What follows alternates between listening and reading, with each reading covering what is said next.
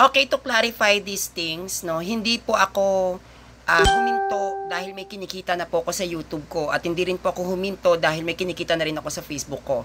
My YouTube channel and my Facebook account, they are not monetized. Wala po ni piso ako na nakuha o makukuha sa mga nagawa kong pakikipagdebate at pagtatanggol para sa ating simbahan. Kaya po ako nahinto at namahinga sa pagla-live at pagde-defend ng ating simbahan, hindi katulad dati, is kailangan ko lang po din mag-rest. Kasi siguro, dumating ako dun sa point na parang yun at yun pa rin yung sinasabi ko, yun at yun pa rin ang nilalatag ko. No, na parang kahit naman sino, 'di ba, kumbaga kung paulit-ulit na yun ang kinakain mo, mananawa ka talaga. Well, I am not saying na nagsasawa na ako sa pagtatanggol sa simbahan. Pero naghahanap at nag-iisip kasi ako ng ibang pamamaraan kung paano ko itatakel ang aral ng ating simbahan. And pangalawa, hindi po ako nagla-live ngayon kasi ang account ko ay naban ng almost 2 months dahil sa mga iglot, no? Dahil ako ay nagkaroon ng mga content regarding sa mga wrong doctrines nila at mga paratang nila sa Catholic Church. So nagkaroon sila sa akin ng mass report. So ban po ako up until August 26.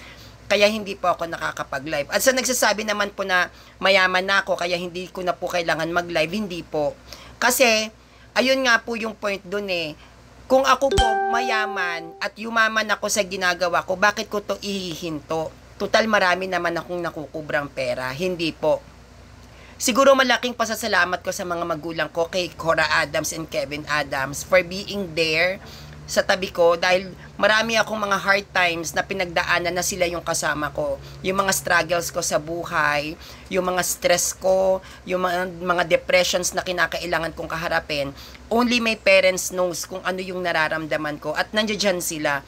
And nag-decide din yung parents ko na magpahinga muna dahil sa dami rin ng mga threats, sa dami rin ng mga bashers na sulpot. So, kinakailangan ko munang i-rest ang aking mental health, no? And like what I've said, kung ang Diyos ay tinawag talaga ako sa larangan ng pagde-defend, tatawagin niya ako ulit at ibabalik niya yung dati kong init sa pagtuturo at pagdedepensa sa ating simbahan. Kasi noon, nagagawa ko yan ng sunod-sunod dahil bago lang ako at napakainit ko. At dahil sa medyo matagal na rin ako sa larangan ng pagde-defend ng Catholic Church, dumarating din tayo sa spiritual dryness. Kaya yan din pong hinihingi ko na ipagdasal nyo ko dahil dumaranas ako ngayon ng spiritual dryness. Maraming salamat po. Ngayon po, maraming nagchat-chat sa akin, no? Ang sabi, bumalik na ako sa pagde-defend, makipagsabayan na ako sa mga magagaling na Catholic defender ngayon na nagva-vlog. Ako po ay nagde-defend hindi po para sa attention. Ako po ay nagde-defend hindi po para sa spotlight. Nagde-defend po ako because I am a Catholic. Kung ako po ay magde-defend dahil lang sa kailangan kong makipagsabayan sa mga sikat na Catholic vlogger ngayon, fake Catholic ka. Kasi ako, kung gugustuhin ko naman, kayang-kaya ko naman ibalik yung dati kong pamamaraan ng pagdedepensa. At alam nyo na rin naman po kung gaano din kahirap yung pinagdaanan ko para matutunan ang iba't ibang mga katuruan ng ating simbahan.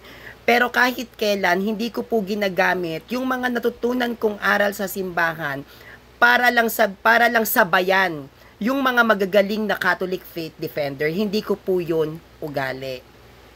Ako po ay dumedefend ng simbahan para po sa Panginoon at para sa ikauunlad ng ating simbahan, lalong-lalo na yung mga kaanib. Pero kung yung sasabihin po ng iba sa akin is, Sanrio, mag-defend ka ng simbahan, si Jared Almasora, namamayagpag na, hindi po ako nagde-defend para mamayagpag. Ang vina-viral ko dito, yung mga na-research kong aral patungkol sa simbahang Katolika, hindi po sa pangalan ko, no? At madaling sabihin na, Sanrio, magaling ka, mag-defend ka para maraming maliging maliwanag yung isip ng mga tao. Hindi po yun ganon.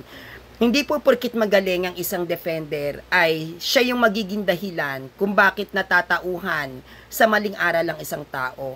Ang Holy Spirit po ang responsible kung bakit may naliliwanagan sa mga naging presentations ko noon.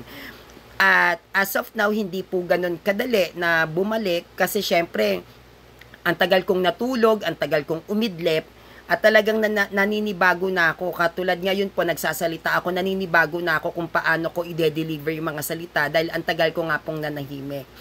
Pero ganun pa man, hindi man ako kasing sigla at kasing init noon, pero yung pagmamahal ko sa Diyos at pagmamahal ko para sa ating simbahan ay hindi po yan maglalaho at never po yan nagmaliw.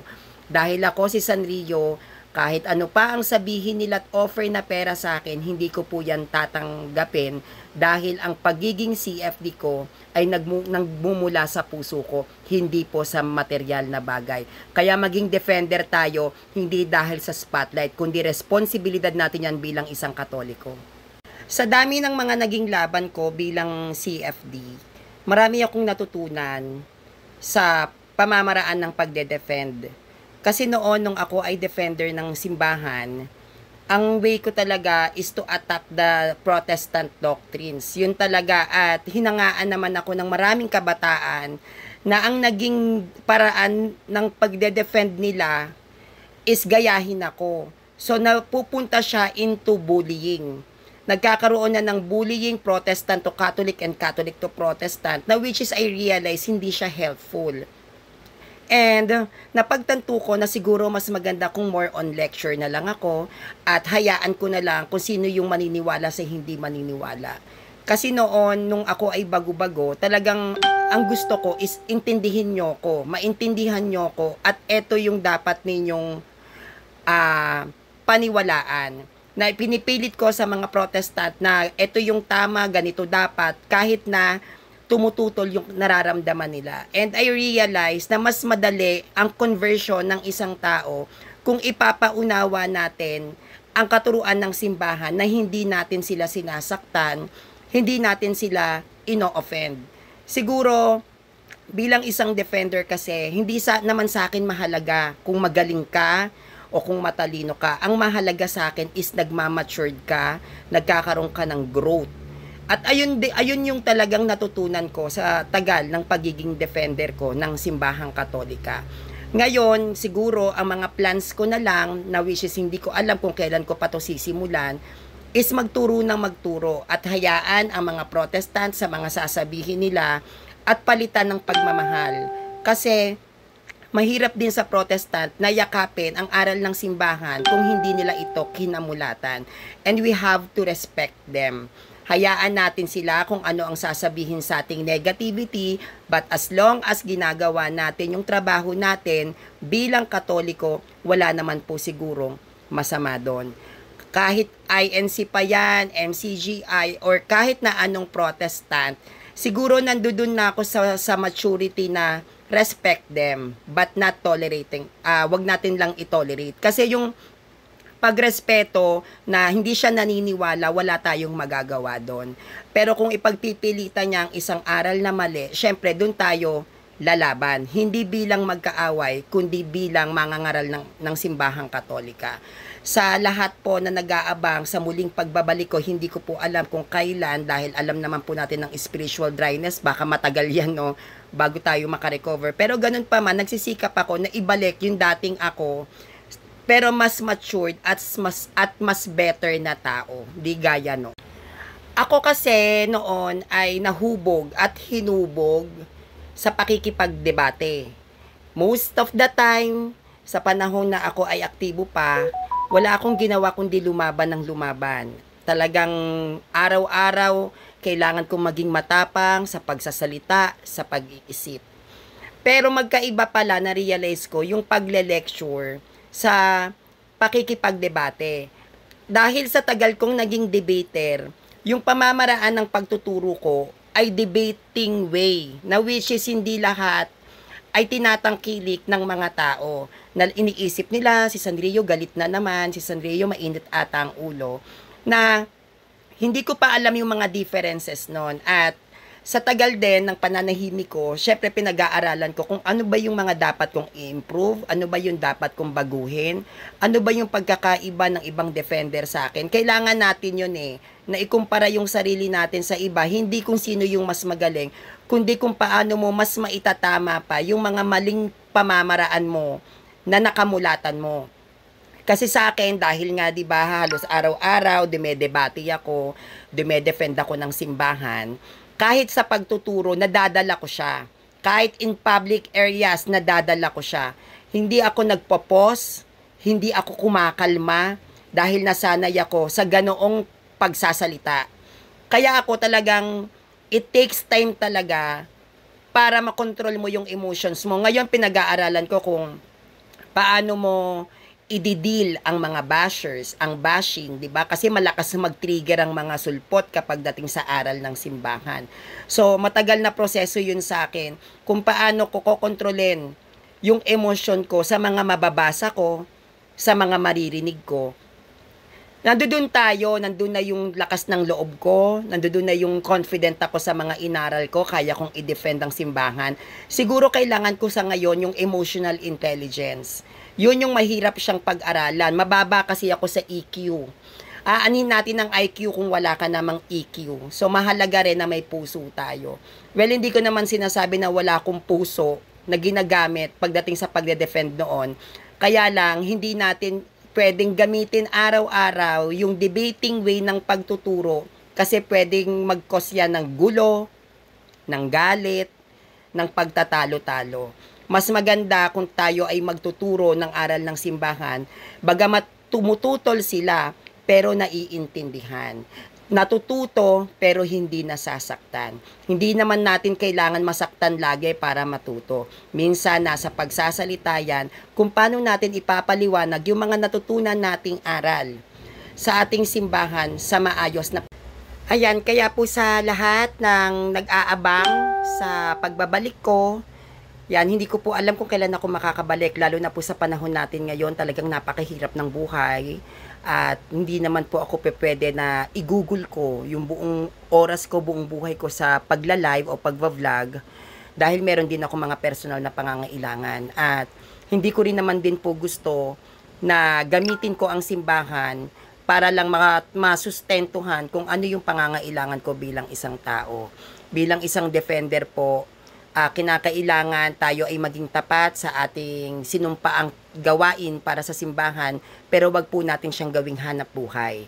Dahil sa Diyos po tayo naglilingkod, hindi po ito trabaho, no? At ngayon po, nararamdaman natin yung krisis, hindi lang sa Pilipinas, kundi sa iba't ibang panig ng mundo na marami talagang naghihirap ngayon, lalong-lalo na sa usaping pinansyal. So, kinakailangan ko rin pong pagtuunan ng pansin kung paano ko masusustentuhan yung personal na pangangailangan ko. Kaya hindi ko rin maibuhos o maibigay ng buo yung isip ko na